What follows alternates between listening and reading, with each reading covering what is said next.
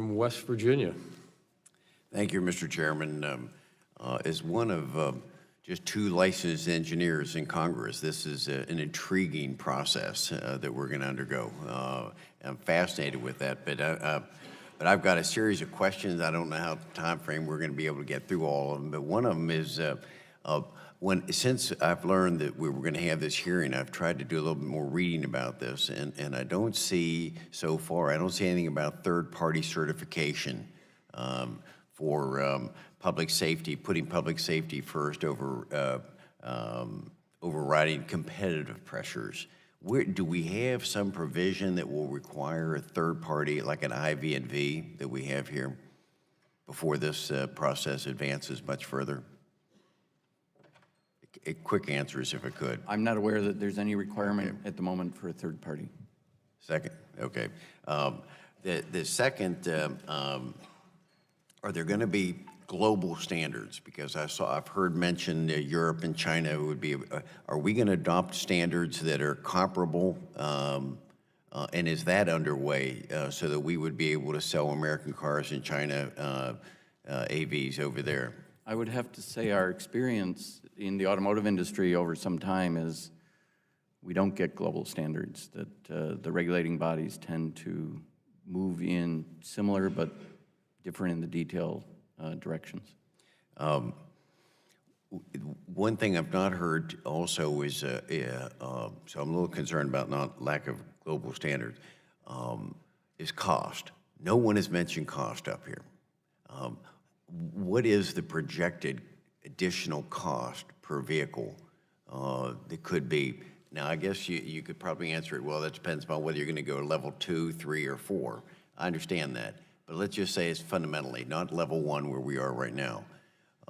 What are some cost projections that we're facing? And is the overall goal that it will be universal, or will be an option that I as a buyer can choose not to have automated?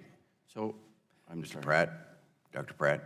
So the costs presently are very high, in the many thousands, if not tens of thousands of dollars. And part of the reason that you're seeing a push to use it in rideshare systems at the beginning is because there you can amortize the cost over a higher utilization of rideshare vehicles.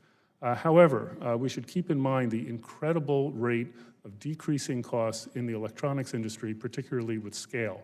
Think about your cell phone and the cost of the camera that's inside of your cell phone, which rivals some of the best cameras that you could buy for personal or professional use in the past. These now cost pennies to put inside of a cell phone. So we don't know the actual numbers, but we are confident the cost will decrease very rapidly. Do you see, Dr. Pratt, for all of it, maybe at the end, do you see this something that it's going to be universal, or is this always going to be an option for your car? It will start as option, and eventually, 10, 15 years out, it will some functions will be standard. It'll be standard. Yeah. Okay. The last, because I heard some very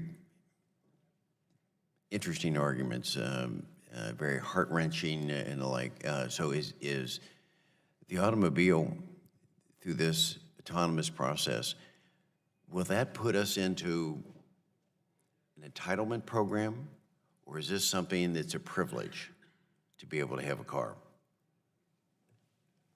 If I may, that's one of the reasons why, again, Lyft is really intrigued about autonomous vehicle technology, because we believe that the only way to ensure that it can be equitably provided to all segments of the society is to have ride-sharing exist on a ride-sharing platform. So that is, that's Lyft's interest in this committee hearing today. I think you said that, I think maybe it was in your testimony, that everyone should have this available to them. Exactly. That sounds like an entitlement.